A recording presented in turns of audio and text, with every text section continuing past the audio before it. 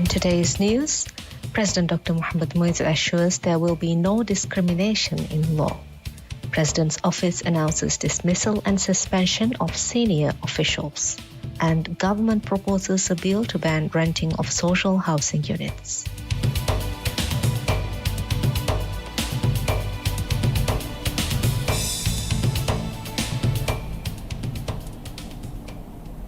Good evening.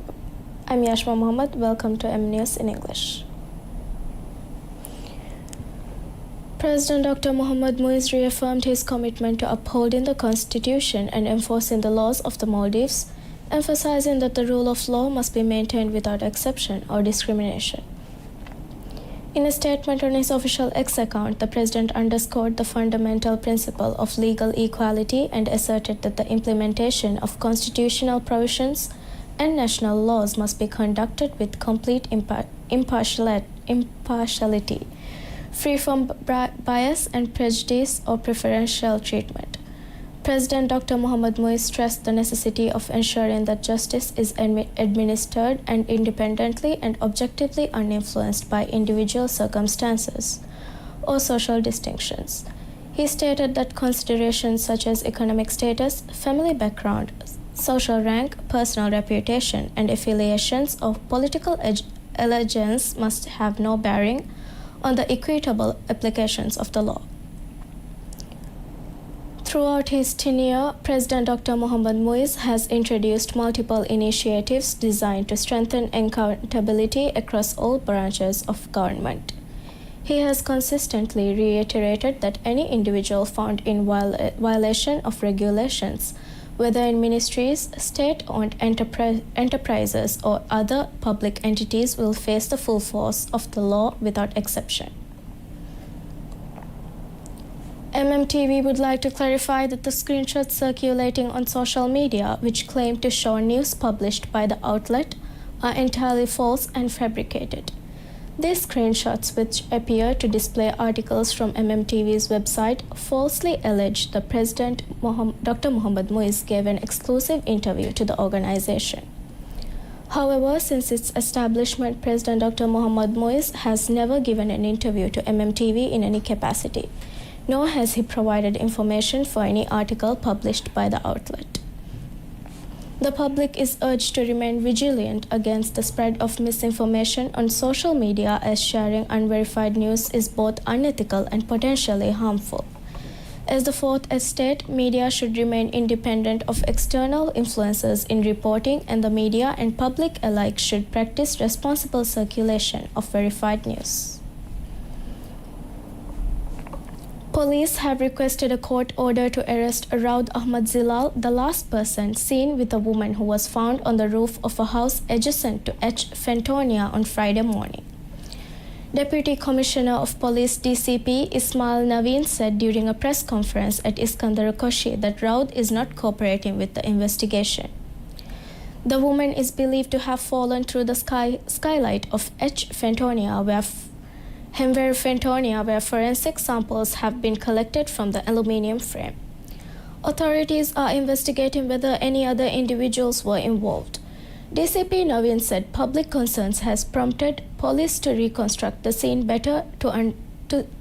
to better understand what happened.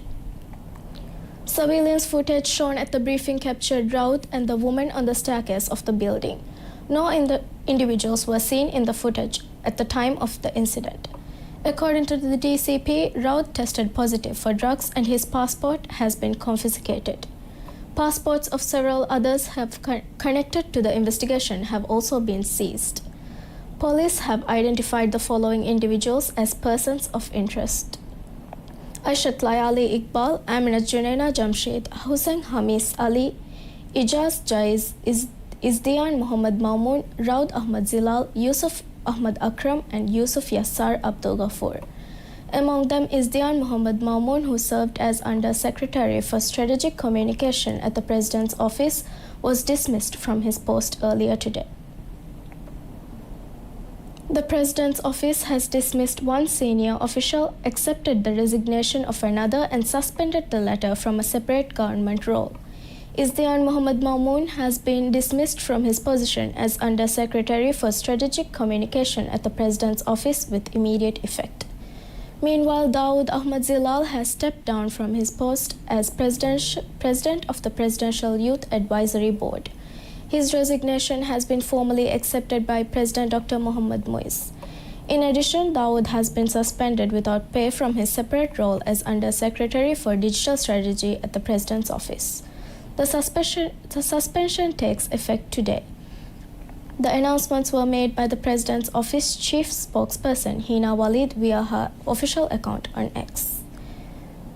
We will get back to you in a short break.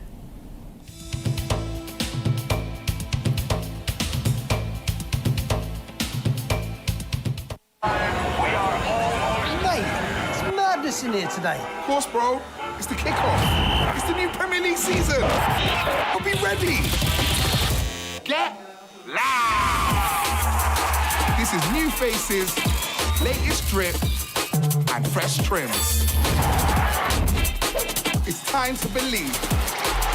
The greatest league in the world is back. Brought to you by MediaNet. Kafa, tiga pocket ennetan no kontaga phone lani. Kafa passport atungi fangani ko gilji ayo. Kafe kanito dani foshi gilji ayo. Kokko hasnuwe kafe dani hajjan umra plan nagag. Konkamaka kafa haswamvi. Ituru malumat Elite mobile app adi myelite.mv. Elite Ailaya Marhaba.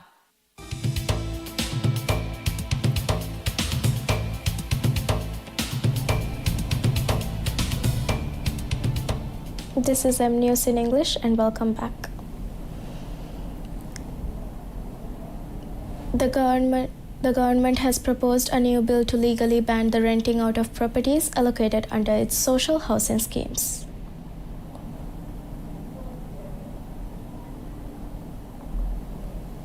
Introduced in Parliament by Mafano Central MP Asma Rashid on behalf of the government, the bill was debated by lawmakers to establish a more responsible and sustainable housing system across the country. The bill aims to ensure that all Maldivians have access to adequate housing, particularly those with limited financial resources. It addresses a growing concern that recipients of social housing have been renting out their units, often at high prices, which defeats the purpose of providing subsidized housing for those in genuine need. Currently, there is no comprehensive legal framework to regulate housing standards or hold tenants and housing providers accountable, with regulations previously governed by administrative rules. Under the proposed law, social housing units must be used by the individuals or families to whom they are allocated. This would prohibit renting out or subleasing these social housing units. Transfers of ownership will only be permitted once the full value of the unit has been paid and only to a spouse or child of the original allottee or per the proposed bill. The bill also outlines the development of a legal framework for setting standards and basic amenities for housing projects. It provides mechanisms for monitoring compliance and taking necessary action against violations. The law is intended to guide how housing is distributed, especially in prioritizing the most vulnerable families who lack stable accommodation.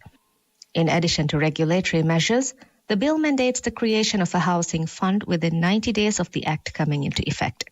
This fund is intended to support families with insufficient housing by financing government-run housing projects, providing loans, and helping develop affordable housing solutions. The fund will be sourced from government budget allocations, international aid, and contributions from housing projects specifically targeted at addressing the housing shortage. The Privatization and Corporatization Board PCB announced on Thursday that Ahmad Ali, a member of the board of the Development Bank of Maldives, DBM, has officially resigned from his position. According to the PCB, Ahmad Ali submitted his resignation on Wednesday. As such, the board has accepted his resignation and formally removed him from the post. Ahmad Ali of Machangoli Wayside was appointed to the DBM board on August 21. Prior to this role, he held senior position at the Maldives Inland Revenue Authority, MIRA, bringing with him extensive experience in public finance and administration. He holds a bachelor's degree in accounting and Sharia law as well as a Master of Science in Finance.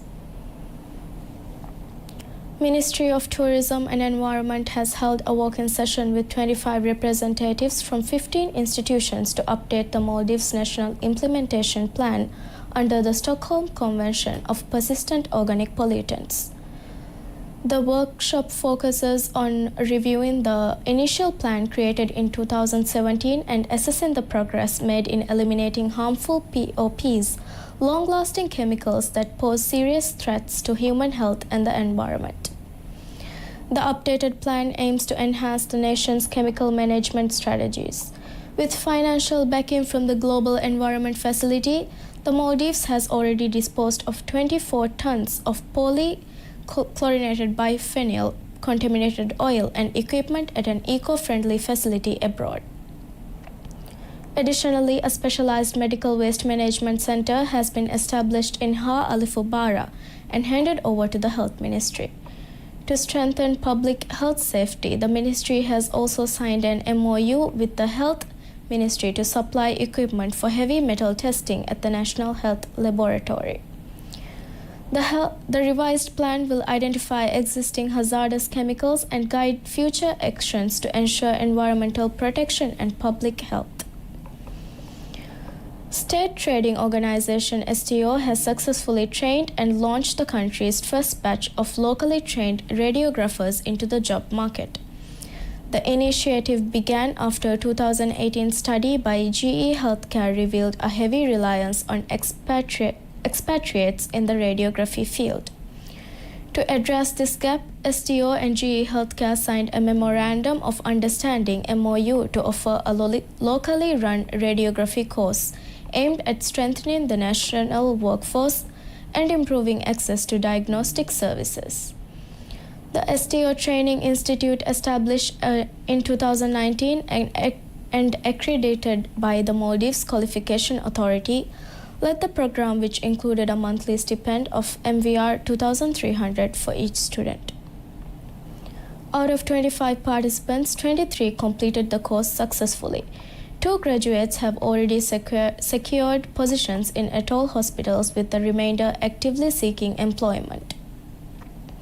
STO hailed the development as a major step forward in local healthcare capacity and reaffirmed its commitment to supporting similar initiatives in the future.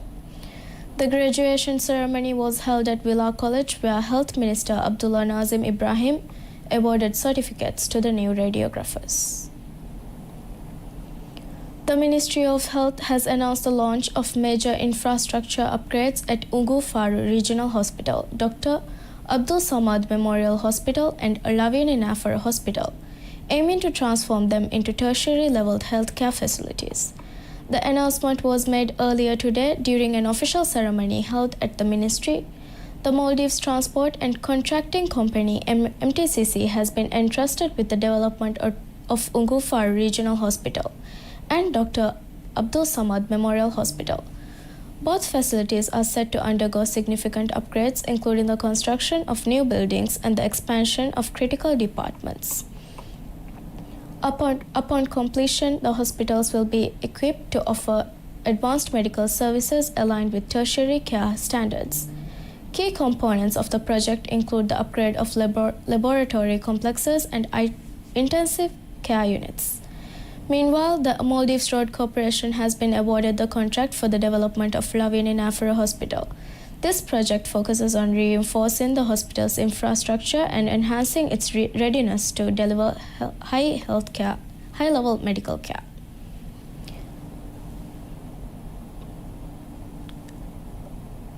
Thank you for watching this news. Have a wonderful day ahead.